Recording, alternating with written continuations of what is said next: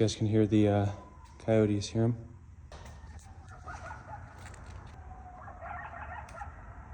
Just walking in the woods. Anyways, guys, this is gonna be part one. We got a blown motor. I do see a little bit of oil coming from the bottom of the motor, and no, that is not it. That would be very bad.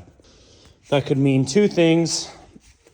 If you see right there, you got your two-stroke lines going into the pump. Could be oil coming off those lines, which is what I'm hoping. Or underneath this motor, coming from way under there, there could be a crack in the crankcase, which is hopefully not the case. But this is why I'm doing this video, taking the motor out. We're gonna figure this out. It's running on one cylinder. It's got 10 PSI low of compression. So this is gonna be part one, me tearing out the motor. I gotta get everything prepped on the outside, taken out.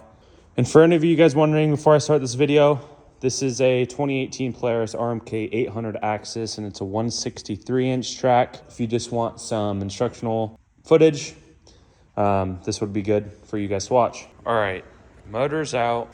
Look at all the oil on the bottom. That's not a good sign. We put the motor over here. I ordered a clutch puller because I couldn't get the clutch off, but we'll show you guys the bottom here. Here's the bottom of the, oh God. Here's the bottom of the crankcase right here. You got a hole right there, crack right there, and it's all cracked up in here. Not good. You can see the crank right there moving. And I don't know if you can see, but there's your piston. The skirt is completely torn off, which is not good. So, time to disassemble. All right, so here's a little closer look at this piston. Here's your piston skirt, and here's what's left of this piston skirt.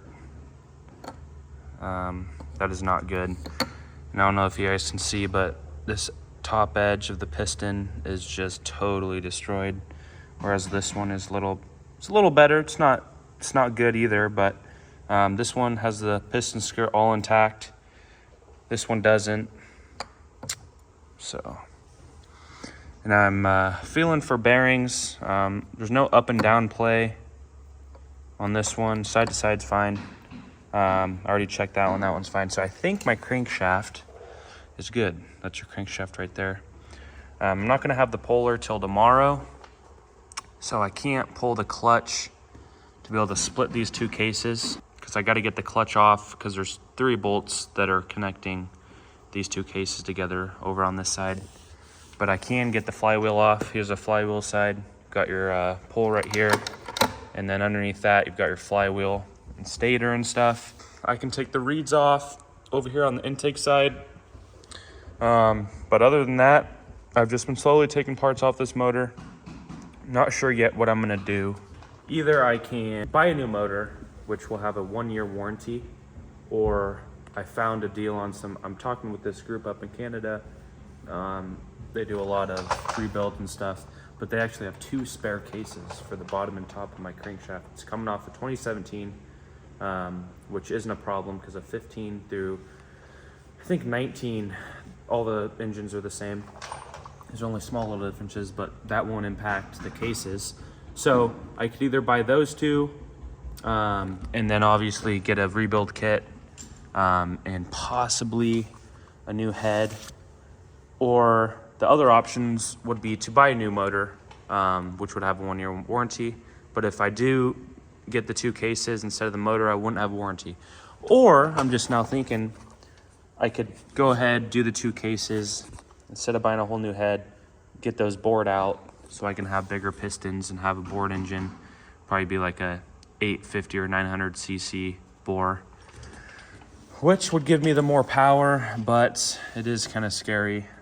On the edge of this cylinder head, there's nickel cell, and that groove right there is not supposed to be there. And if you can see, I'm trying to get it better.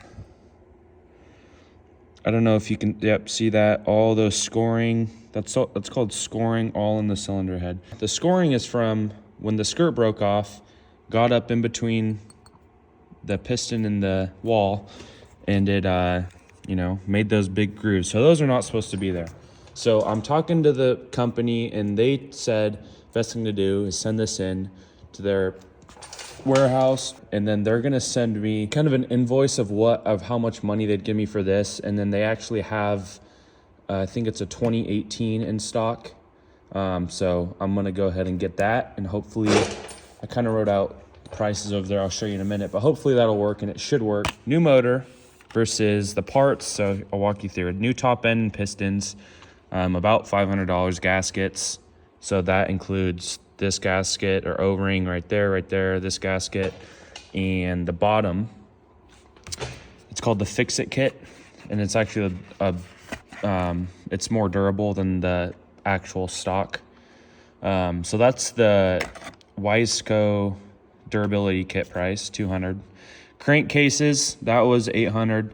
Miscellaneous stuff, so like random bolts that I'm missing that I can't find from taking the motor apart, I'm gonna say that's about $200. And then the new heads, so the cylinder head, that's $700. So about $2,500 with no warranty versus $4,500 with a 1-year warranty. I did decide to go with just piecing it together, only because my crank is still in good shape. So the top end piston I bought is the AXYS durability Fix-It kit. So pretty much this gasket right here, this is your head gasket. The new one I'm getting is actually almost a 1/4 inch thick, and it's metal. Now that I'm putting a thicker gasket in, that means that the piston needs to be bigger. So the pistons that I bought actually are a little bit bigger. The bore size is the same, it's stock OEM spec, but the pistons are just a little bit bigger, and it gives it that much more reliability. So earlier in the video, I was saying that all motors are different, at least with the RMKs, which I was wrong. I think it's 2016 through 2020, cylinder head and up, those are the parts that are different, but all the crankcases are the same pretty much. The only difference is on the, the years with the different crankcases. The only difference, say, between a 2016 and a 2020 crankcase is these oil ports are in different spots, I'm pretty sure. Long story short, I ended up already ordering the cases, the piston kit, the gaskets, and the only else thing I need to do is send this head up, let them check it out, see if they can fix it, and if they can't, then they're probably gonna give me $50 for it, and if they can, then I'm probably gonna get $150 off. So hopefully they'll take it, fix it, refurbish it, and sell it to someone, which I'm pretty sure they can. It's not that bad. Scoring is totally normal. The only thing that isn't normal is like cracking, and this has no cracking in it. So that's gonna be about a week. The cases come in like a couple days. The pistons come like in a week. And then now all I really need to do is clean up all this stuff. I already started cleaning up the engine bay. You saw earlier in the video, this was all dirty and grimy and oily. I took about 20 minutes and just cleaned it all up. I'm still waiting on the clutch puller. Once I pull the clutch, I can clean these cases up and then try and sell that on eBay, or if I know of anyone that's looking for one of these motors. I know companies buy them, but I'm just not sure if they're gonna take something with this big of a crack. And I don't know if you can see, oh yeah, right there. There's a hairline crack going all the way up. Hairline crack right there. There's just hairline cracks everywhere, but especially this big crack. And this is supposed to be straight. That, as you can see, that's not straight at all. But anyways, that's the plan for this video, or to finish up part 1. On that note, I'm going to go ahead and clean all this stuff up, clean the workbench up, get everything ready for when the cases come. I'm gonna try and split these cases apart tonight. Okay, hopefully you can see a difference, but I pretty much just grinded all that down, grinded off the grime. Did this one too, I'm not too worried about that. You can't even see that, but at least the top's done. Pretty much wanna do that to all these parts to just clean them all up. So I think we left off, I was trying to get this clutch side pulled. So I did end up getting the tool. So we're gonna go ahead, get that pulled and keep disassembling this motor. Okay, just like that, clutch puller was super easy. Clutch came off. Here's your clutch. So we're gonna inspect this, make sure it's all good, blow everything out.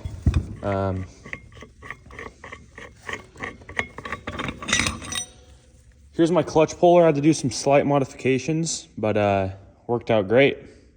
We'll go ahead, get this all cleaned up. I did get a flywheel puller, so we're about to pull that. But before, I'm just gonna show you guys here. We did end up getting the Wiseco piston kit. Shout out to Wiseco Performance Products. Super good brand.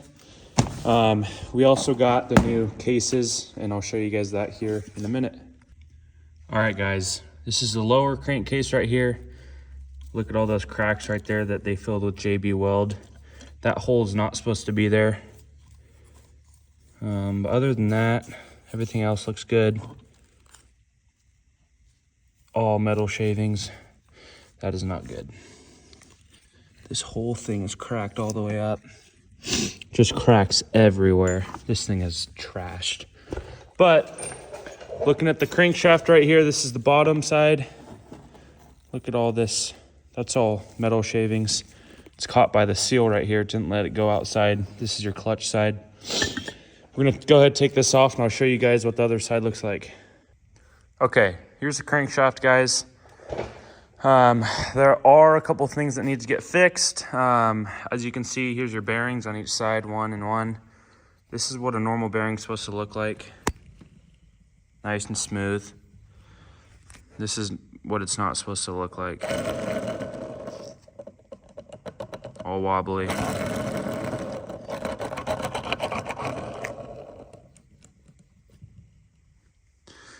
But rods are good, no up and down play.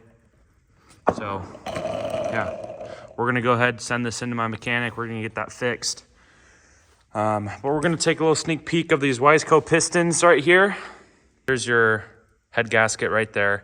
And then you got like a 1/4-inch gasket that goes in between your head and your crankcase. This is what's gonna make the head a little bit higher. And to account for that extra, height in this gasket, the Wiseco company made the pistons a little bit taller, and I'll show you a comparison. Here's your old OEM stock 85 millimeter bore piston, and then here's the Wiseco durability kit. As you can see, this is a lot shorter than this. That accounts for the gasket that comes with. But here's the piston, guys. A lot more oil ports. As you can see, I'm pretty sure there's like 1 on the stock. But look at all those oil ports right there for oil to get up in between the wall and the cylinder wall and the piston, which is really good. But yeah, these are what we're going to be putting back in the sled. Okay, and then right here, obviously this is the new block. Nothing bad about this block, no cracks or anything. I got this on eBay. This is coming off a 2016 Polaris Assault, so there is one little difference.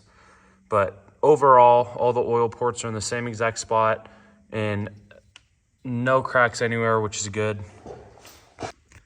As far as differences, as you can see, there's an oil port coming right there from the outside of the motor.